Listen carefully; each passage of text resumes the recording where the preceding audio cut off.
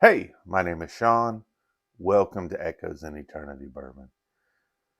Yesterday was such an amazing day, and so what I'll do is I'll share some clips from that at the front. So, this is what I got to do yesterday. Let me know what your thoughts are on that.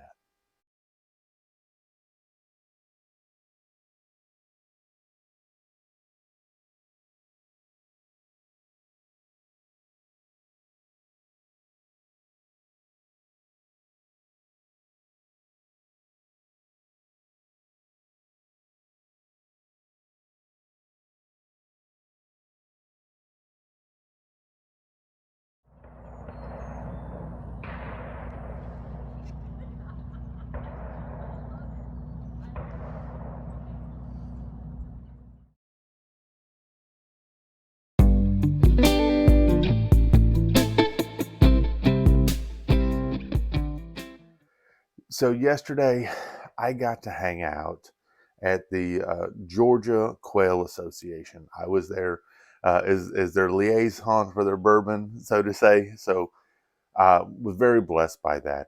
They reached out to me through a distillery and asked, do you know someone that could talk about bourbon? Uh, and I was very blessed. 13th Colony was actually the distillery that they reached out to.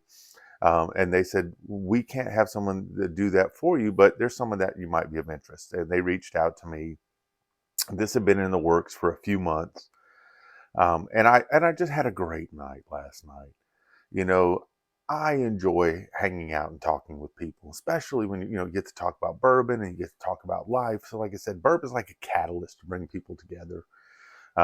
Met a bunch of amazing people last night. I know this is an ongoing type of a conference type of thing where a lot of the big movers and shakers in Georgia get together. Today, their keynote speaker is going to be the governor of Georgia. They had another keynote speaker last night, but got to meet some amazing people. Even met a gentleman that knows my boss's boss's boss's boss in Italy.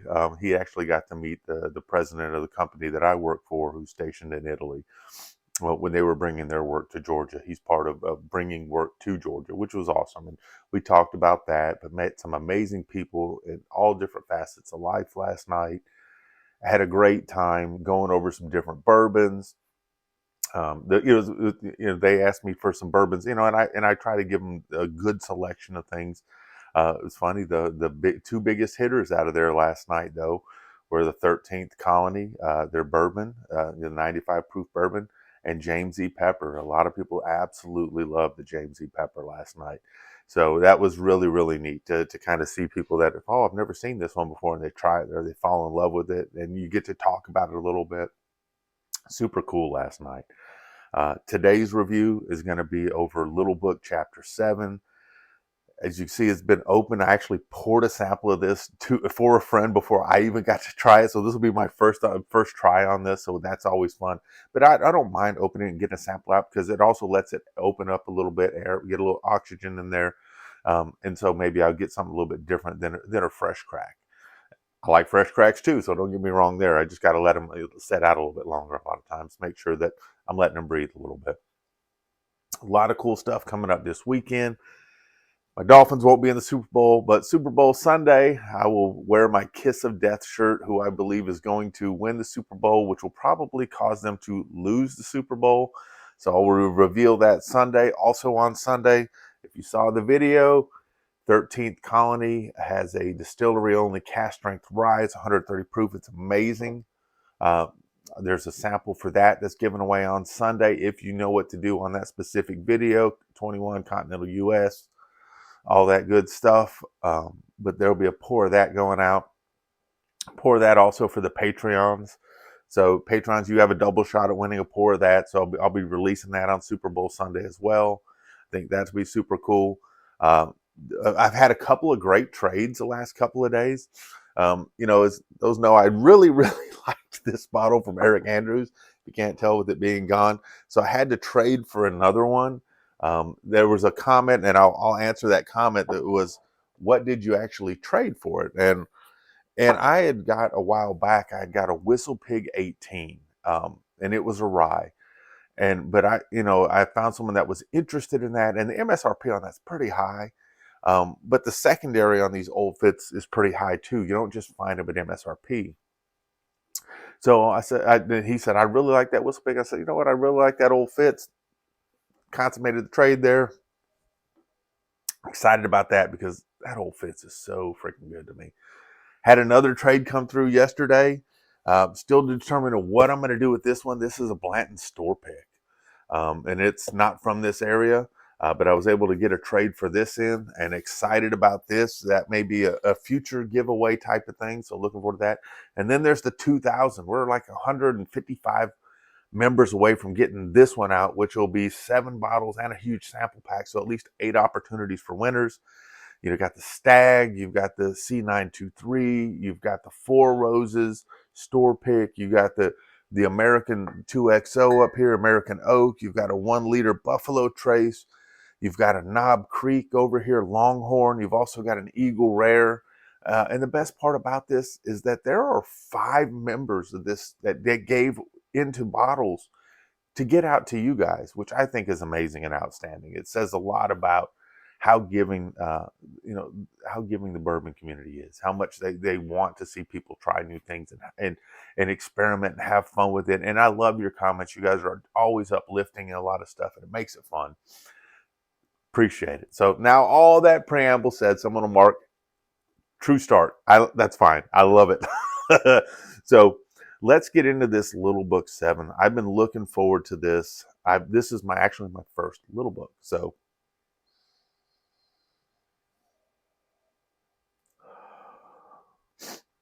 first thing on the nose that I'm getting. Now this has a combination of like 7 or 8 different things. There's some malt in there. There's some rye in there. And there's bourbons in there that's 18-year-olds all the way down to 4-year-olds. First thing I'm getting on the nose on this though is I'm getting some apple. I'm getting some fruitiness right off the bat. Getting some stone fruit on there. You know, maybe a not quite ripe peach or maybe a nice apricot in there. Some apple in there. Getting some of the rye that is in there. There's a little bit of the earthiness, doughiness, a little bit of floral notes on there.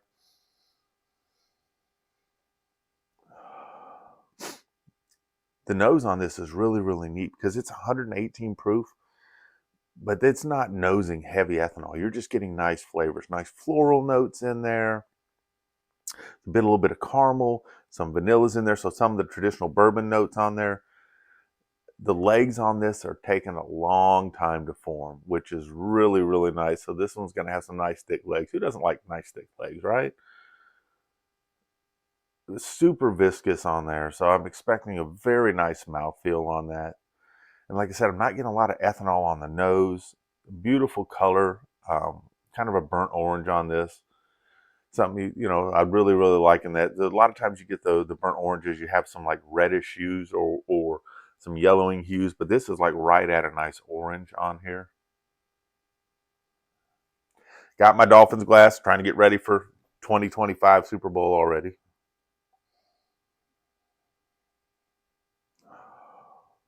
I'm getting a little bit of tobacco on the nose. So this has a lot of neat things going on there. You're getting some nice soft fruit notes. You're getting some vanillas. You're getting some caramels in there. Getting a little bit of a floral note. Getting a little bit of that rye type of a note. You're getting a little bit, kind of a rye spice, breadiness type of thing going on as well. Let's see what this thing's got on the palate.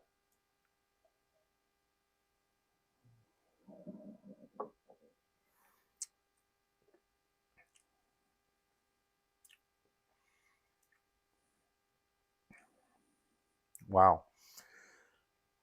Big fan of this already. Whoa, okay. This has a lot going on. Wow, this has a lot going on.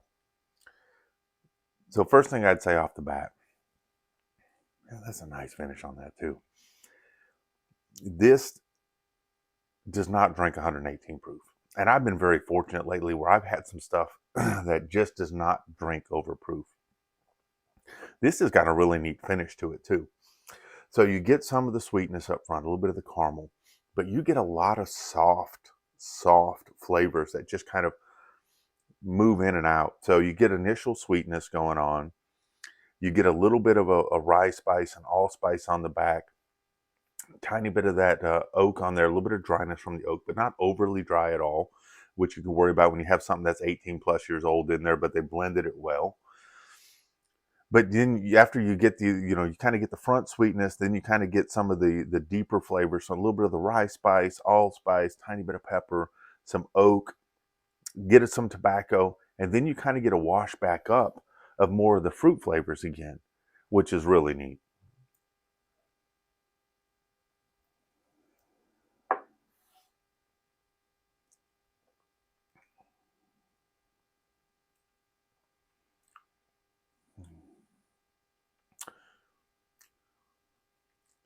Man, this is definitely going to be something when you sit down to sip on it. Man, there's some of that rye spice too. Is you're going to want to take your time because it is busy.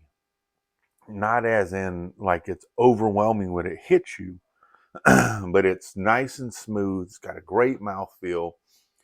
The finish comes back, and you get some different notes on the finish. Like I'm getting a little bit of that apple back on the finish now. So you go through the initial sweet where you get the caramel and the vanilla, and then you kind of go into the back of the palate where I'm getting, the rye spice, some allspice, a little bit of the oak, getting some of the tobacco. And then I kind of get a finish where I kind of get this like apple kind of creep up in the back, which is very nice. It's not overly pronounced, but there's a lot of things going on. So you take the time of this being a nice sipper and just sit there and slowly drink on this, you'll find all these different notes that show up at different times, which is to me fun. I like when you have a bourbon that's got some neat complexity that hits you something a little bit different. You find different notes at different places.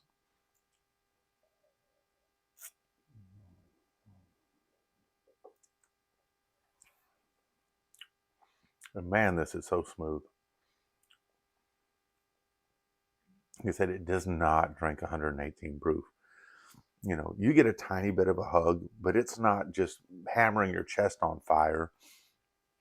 And I know I drink higher proof stuff, so I probably gauge this different than a lot of other people. Last night I was learning last night, I'm giving out 93 and 95 proofer because I know not everyone likes a lot of heavy proof. So I'm trying to get stuff with good flavor at those points. And some people are like, man, that's just too strong. And I'm like, okay. Oh my gosh. Funniest story last night. So I know I'm interrupting the thing here, but the funniest story I had to say. So we're sitting there and people are coming up and we're talking about bourbon, and I ask them, hey, what's your favorite bourbon? What's your favorite bourbon? And there's a nice guy over there he's originally from Kentucky, and he spends a lot of time there, and he's really digging on the James Pepper. He's really liking the 13th Colony, and we're just having some good conversation. Another guy walks up and he's like, oh, I didn't realize you had bourbon thing man. I say, yeah. I said, tell me about your favorite bourbon. He says, it's Willet. And so I don't know if he's baiting me or teasing me. So I have to ask some different questions. And I'm like, okay. And I still don't know if he's messing with me or not. And I said, are you talking about like the purple tops? Are you talking about the family estate? The one in the cool bottle? And I'm like, okay. He says, I like that. I like Noah's Mills. He says, those are kind of my favorites. I went on a bourbon tour about 10 years and fell in love with them. And I'm like, I don't know if he's just messing with me. And I'm like, well, that's cool. I said, if that's your bourbon and that's your thing, there's absolutely nothing wrong with it. And he says, I kind of get the feeling that you're not the biggest Willet fan. I love purple tops. Purple tops are absolutely amazing, and stuff like that. I said, but if it's your choice on this, he says, I named my dog Willet after it. And I just didn't know how to take it. So it just made me chuckle. But there's absolutely nothing wrong if that's your bourbon, if that's your thing, if that's your jam. But I didn't know how many people might enjoy that. But I got a tickle out of that last night. Getting back to this little book, chapter 7.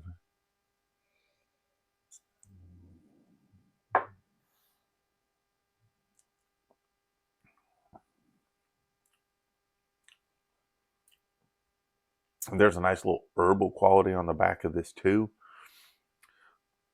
It has some different things going on this. There's some qualities that remind me a little bit of a nice Four Roses, but it's got some other punches that I really like too as well. Really like how you get into the back end of this, and you get some of the different things you would expect from an older bourbon and some rye, but then the wash that comes back over, where you get kind of the light fruity and the light floral notes that come in on this. So definitely a very good pour on this. It's going to make me want to explore Little Book some more. I know I tend to like some bean products. A lot of people aren't that high on them. I am, and that's just me. Not everyone has to like what I like, but I really, really enjoy some of their products. I do like the Bookers, the Little Book right here. Really, really digging. So I'm thinking I'm going to have to explore this more. But at the price point, it's nearly $200 on shelves around here. I'm not going to run out and buy a backup on it, but if I run out, I always want to have, it seems like, well, I'm saying this on this chapter only, it seems like I'm going to want to have one of these on my shelf. Doesn't mean I'm going to try to collect every one of them, because they're the cost on these is pretty high. But I think that they're a neat story. I love the way that they blended this. I think it's an outstanding bottle. If I was out, I would buy another one. I wouldn't run out to buy a backup just due to the cost. Nothing to do with the bourbon at all. I think it's fantastic. But the cost, I wouldn't run out by another one. So looking forward to this weekend. Today I'm riding up to Atlanta. My son's got to meet with one of his doctors up there. I'm going to stop and say hey to a friend along the way and drop off something for him and a pour for him, and he's got a pour for me. Looking forward to that. Always a good time. And then Friday, I'm off, and I'm planning to work downstairs, trying to get a lot more stuff done, trying to get that set up. But man, it's already my weekend. But I know it's Thursday for you guys, and a lot of you out there are working so hard. You guys are what keep this country going, and I absolutely love it, and I appreciate y'all. I hope your work day goes by fast, and I hope you're successful in everything you do. Once you get past that clock today and you're successful at work, I hope time slows down for you. I hope you have an opportunity to spend some time with friends, with your family, have a nice meal, have a nice pour, take some time for yourself. Enjoy a nice show, go outside for a walk, do something you haven't done for yourself for a while. Invest in you. There's only one you. Invest in you. But most importantly, cheers and God bless. You all have an amazing day. Thank you.